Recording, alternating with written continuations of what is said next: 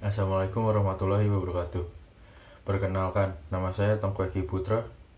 Saya mahasiswa IBM Bekasi semester 1. Di sini saya ingin menjelaskan pengertian teori organisasi dari bab 1 sampai bab 7. Saya mulai dari bab 1. Organisasi dan manajemen. Organisasi adalah sekelompok orang yang bekerja sama dalam struktur dan berkoordinasi tentu dalam mencapai serangkaian tujuan tertentu. Macam-macam organisasi: politik, sosial, bisnis, profesi, dan lain-lain. Berbagai organisasi memiliki tujuan yang berbeda-beda. Organisasi politik memiliki tujuan untuk menyalurkan aspirasi rakyat atau untuk meraih kursi kekuasaan. Organisasi sosial memiliki tujuan menjawab aspirasi rakyat melalui kegiatan. Organisasi bisnis bisa jadi memiliki tujuan untuk memperoleh profit. Organisasi terdiri dari orang-orang atau kelompok organisasi yang memiliki karakter yang berbeda-beda.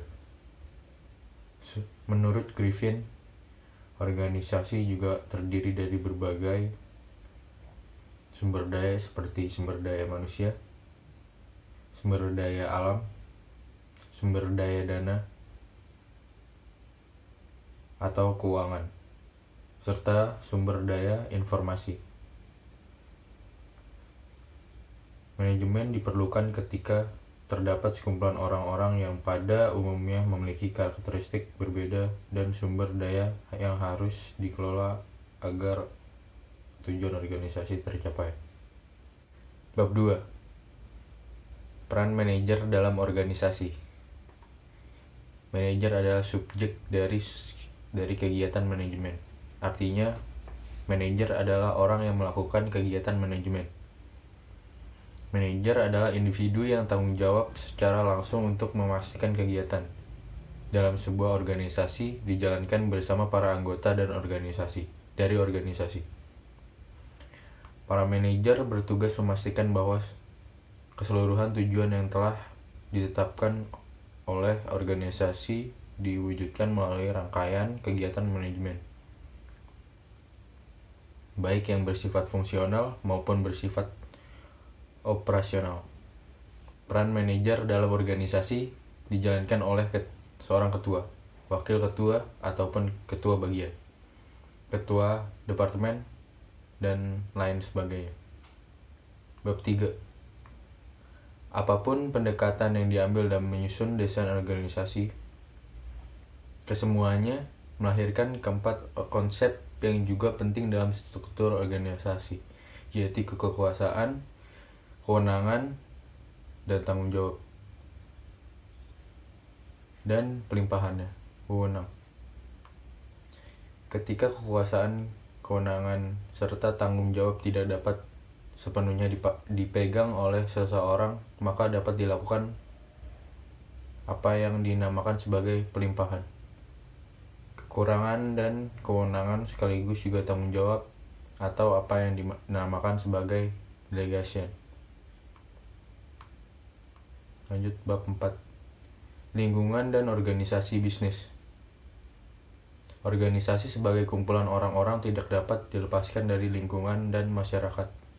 Sebuah perusahaan atau organisasi bisnis yang beroperasi di sebuah lingkungan tidak dapat menafikan bahwa selain kegiatan bisnis yang dikelola, organisasi tersebut juga terlibat dengan lingkungan seputar organisasi. Oleh karena itu, sebuah organisasi perlu memahami lingkungan apa saja yang terkait secara langsung maupun tak langsung dengan kegiatan organisasi. Kegiatan sebuah perusahaan beroperasi di daerah di masyarakatnya mengalami tingkat pengangguran yang tinggi, maka organisasi tersebut perlu memikirkan penyataan tersebut dan berkaitan dengan pencapaian tujuan organisasi. 5. Tanggung jawab sosial dari organisasi. Lingkungan sebagai ruang lingkup kegiatan organisasi. Organisasi bisnis akan berhadapan dengan kegiatan dengan lingkungan organisasi, baik lingkungan yang secara langsung mempengaruhi dan dipengaruhi oleh kegiatan bisnis, maupun lingkungan yang secara tidak langsung berkaitan dengan organisasi bisnis. Sebagai bagian dari lingkungan masyarakat, maka organisasi bisnis perlu memiliki tanggung jawab kegiatan yang dilakukan membawa ke arah kebaikan lingkungan masyarakat. Pada umumnya dan bukan sebaliknya. Tanggung jawab sosial ini dapat berupa tanggung jawab terhadap kebersihan dan kesehatan, lingkungan, keadaan ekonomi lingkungannya, dan lain sebagainya. Kita mulai dari bab 6.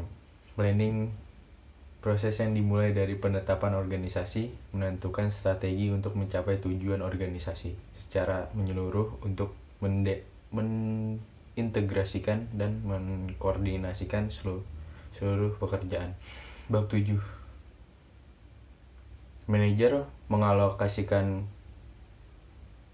seluruhan sumber daya organisasi sesuai dengan rencana yang telah dibuat berdasarkan sesuatu kerangka kerja organisasi tertentu. Bentuk spesifik dari kerangka kerja organisasi tersebut dengan struktur organisasi. 4 pilar perorganisasian. 1. Pembagian kerja. 2. Pengkelompokan pekerjaan. 3. Penentuan relasi antar bagian dalam organisasi. 4. Penentuan mekanisme antar bagian.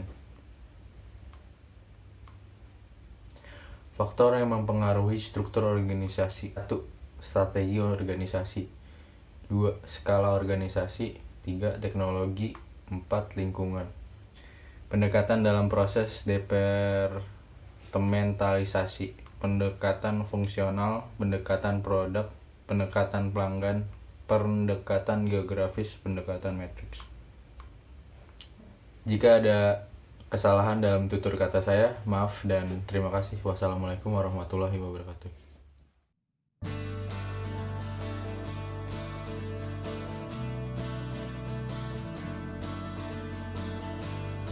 Pendekatan dalam proses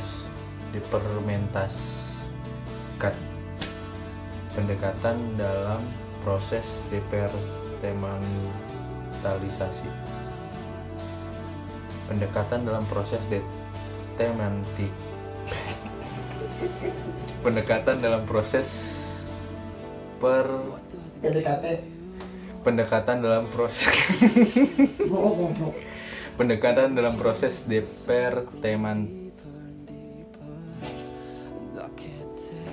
difermentasi.